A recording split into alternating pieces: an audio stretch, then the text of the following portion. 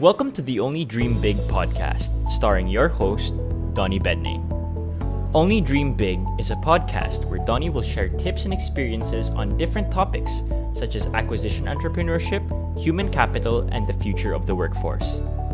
He is the president of PSP Metrics and has been in the assessment and human capital management industry for more than 15 years, with the goal of driving change through people.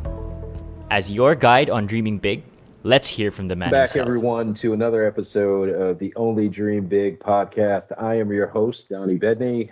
So excited for this conversation today with a good buddy of mine, Rob Marty. Just has just some more nuggets, but we're gonna focus a little bit today on a topic that we haven't necessarily talked about before. So, Rob, thanks for joining the pod. Yeah, thanks for having me, Donnie. I'm excited to be here. So, just hopping in, one, can you talk to us, I guess, or give an intro about, some of the things that you do, or maybe even, because it was a pleasant surprise for me to learn that, outside of, I'll say your 9 to 5, because you clearly have, hopefully we'll get a chance to talk about this, and you have some passion for health. But it turns out that you've also competed on a level that I had no idea when we first met, from a fitness perspective and stuff. So I don't want to lead you too much down that road, but can you talk to the people a little bit about, one, what you do, specifically, when you think about helping organizations, but then also talk a little bit personally about your kind of fitness journey, if you will. Yeah. I love storytelling. I think that the more that you get to know people and the more you know about yourself, the better story you tell. And so when I think about painting the picture of how I've gotten to know you, what I do as a professional, and my backstory, I generally paint a very similar picture. So I was raised on a dairy farm in Wayne County, Ohio. A dairy farm that has 330 black and white cows, or the Holstein cows. In my 8th grade biography, I wrote, "I love my parents' farm, but I know I don't want to be a farmer. I want to work with people." I played football. I was a 152-pound offensive and defensive lineman in a small farm school, and I got my butt kicked. I had nerve damage, patellar tendonitis. My body was a wreck, and therefore I saw a physical therapist. My physical therapist went to Slippery Rock University in Pennsylvania. So I said, I want to be a physical therapist. I'm going to Slippery Rock. It was the only school I applied to, got in, went to Slippery Rock. They had a 3+3 program. So 3 years for your bachelor's in exercise science and 3 years for your doctorate of physical therapy. Doing the college thing, realizing that exercise science, and especially what Slippery Rock taught, was more of where I wanted to be. They were talking about corporate wellness and preventative health, and wow, like what a market that is today. And at that time, I realized I really wanted to go down that rabbit hole.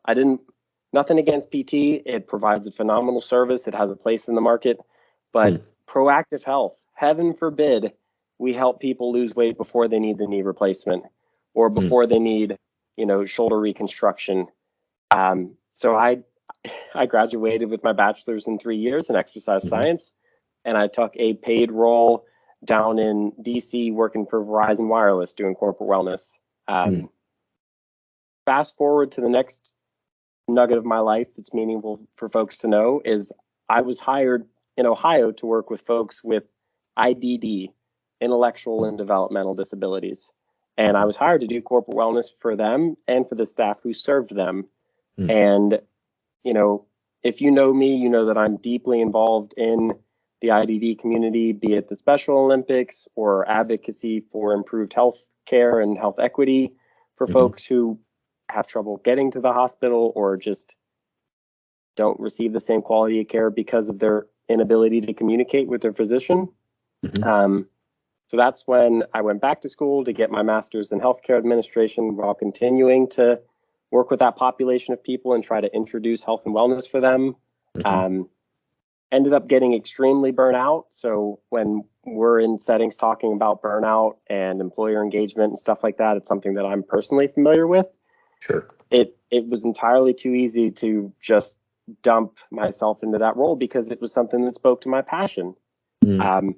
So eventually I had to step away from that position, had graduated with my master's, and found myself in Pittsburgh, which is where I'm at today. It's how I've met you through Disrupt HR Pittsburgh's chapter. And I am the Chief Operating Officer of Case Specific Nutrition, which is a health and wellness company. Our dietitians provide personalized nutrition advice for individuals and for companies, because a diet is a cookie cutter and no two people, Donnie and Rob, we're not the same. Our nutrition shouldn't look the same. And so when we're seeing this supplement industry continue to grow and say you have to buy this every month if you want to keep this weight loss off, or you have to follow this type of diet to be healthy, we're saying, no, we want to know what a day in the life looks like, what your health history is, what foods you like. Do you got kids at home that you're also cooking for? Do you got a spouse or partner who only likes a certain type of food? What brings you joy? Because your health should bring you joy, and there's a way to do that. And then in line with Case Specific, we also have Case Specific Meal Prep, which is a meal prep company here in Pittsburgh. So yeah, it's just a lot. And then to answer your last question, I started competing at Slippery Rock. They had a bodybuilding club. And obviously we had found out I'm not an athlete because I got my butt handed to me playing football. But bodybuilding,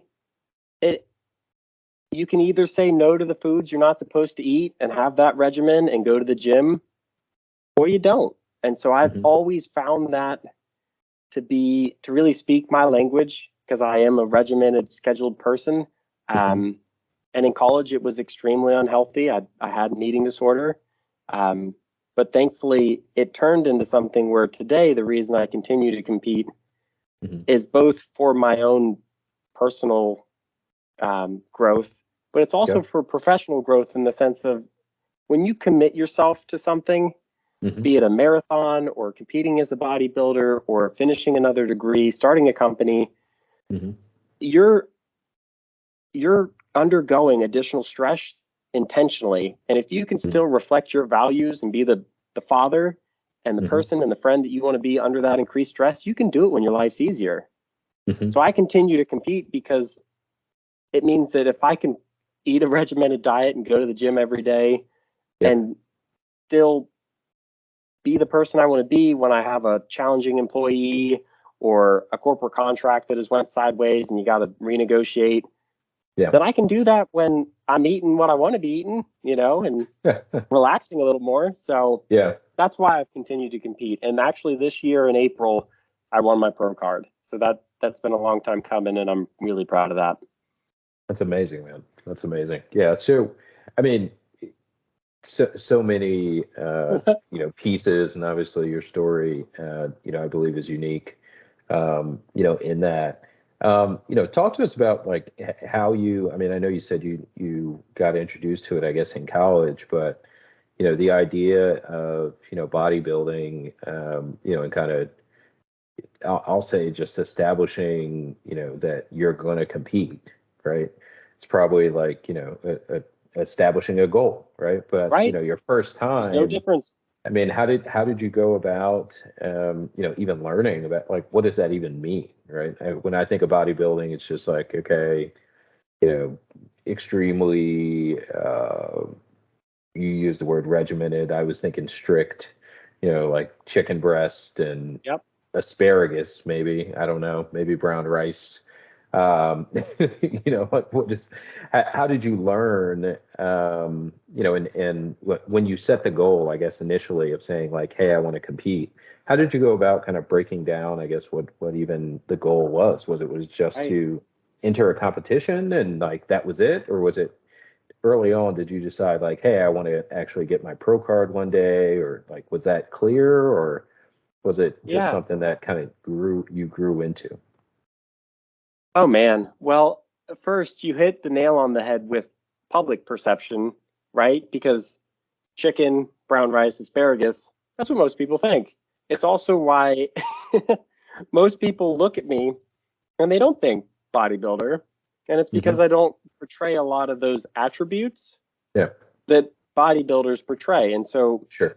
I personally don't want to be portrayed as a bodybuilder, because when most people think of the sport, they think mass monster, somebody who is ergogenically much larger than you can be without aid.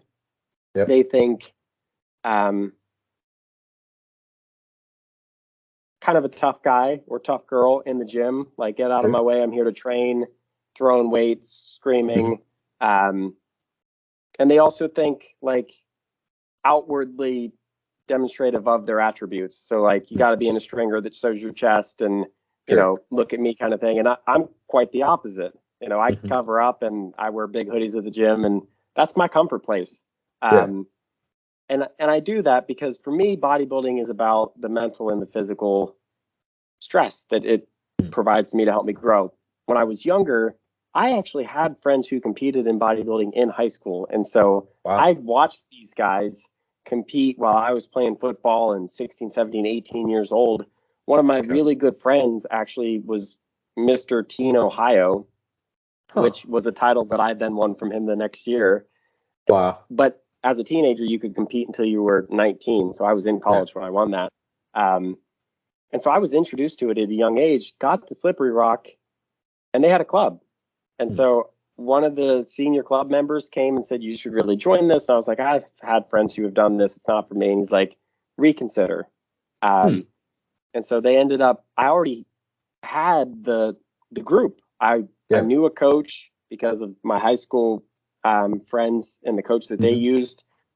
He was a coach who told you to eat asparagus, chicken, brown rice. It was the very stereotypical approach. And for that reason, during that time in my life, it was a very unhealthy behavior, right? And you hear about that all the time with bodybuilding, that people, they don't eat enough, or they use drugs and supplements that they don't understand, and that they have a toxic relationship with food. And that's because the perception is that you have to suffer and to be this sport figure. You know, even when you see promotions for supplements, it's like motivation without pain, what does it matter? Or something, you know, just like, no, that's not right. And so I'm a huge believer in the concept of, you never know the value of a relationship or the length of it, right? Like how you and I have connected. I didn't know I'd be sitting here with you today. Andrew Wade, who is the owner of Case Specific Nutrition, him and his wife co-founded it in 2013. I met Andrew when he was completing his dietitian internship master's level cert at Smucker's, the jam and jelly place in Orrville, Ohio. I was back at my parents' for the summer. I was his first client. I was the first client for Case Specific Nutrition. He founded that company, and I paid him cash to write me a bodybuilding diet.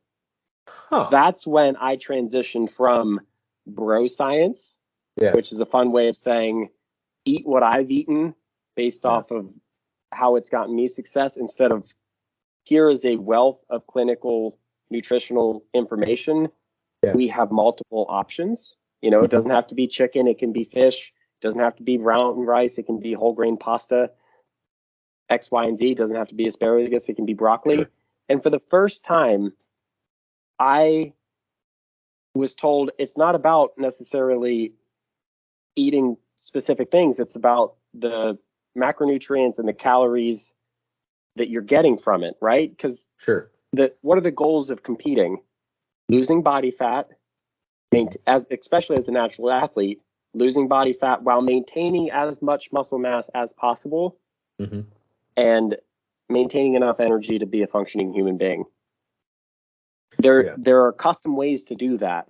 And so when Andrew wrote me my first diet, it was like 6 pages, because it had substitutes with the weights that you could substitute. So like substituting a white potato for a sweet potato for a half a cup of oats, and how all of those could be inserted into a meal based off what I wanted to eat, versus my 1-page double spaced diet from my bro scientist, which said for breakfast I was to eat 6 egg whites and a half a cup of oats.